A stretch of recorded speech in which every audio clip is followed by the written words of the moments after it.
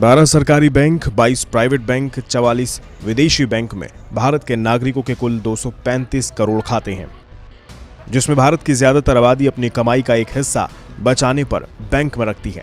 लेकिन अपने ही पैसे को बैंक में जमा करा के अपना ही पैसा निकालने पर चार्ज की कैंची बैंक तेज चलाने लगी है।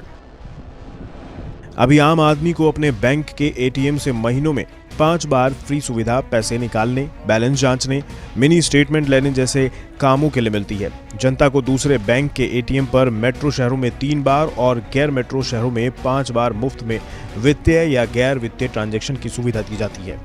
लेकिन अब 1 जनवरी से अपने ही बैंक के एटीएम से अपना ही पैसा निकालने या अपने अकाउंट से जुड़े दूसरे काम जैसे बैलेंस जांचने, मिनी स्टेटमेंट लेने, एटीएम पिन चेंज करने का काम 5 बार से ज्यादा किया तो फिर 21 रुपए तक प्रति ट्रांजैक्शन बैंक काट सकेंगे। जबकि दूसरे बैंक के एटीएम पर जाकर 3 बार की मुफ्त ट्रांजैक्शन वाली स्कीम के बाद आपने पैसा निकाला तो इसी साल 1 अगस्त से अब 17 रुपए का चार्ज होगा। अगर उसी 3 बार वाली तय सीमा के बाद बैलेंस देखा और मिनी स्टेटमेंट लेने जैसे कोई भी काम किया तो 6 रुपए का चार्ज 1 अगस्त से होगा। हालांकि ये पैसा जनता को नहीं बल्कि बैंक ही दूसरे बैंक को भरेगा जिसके एटीएम का इस्तेमाल किया गया है।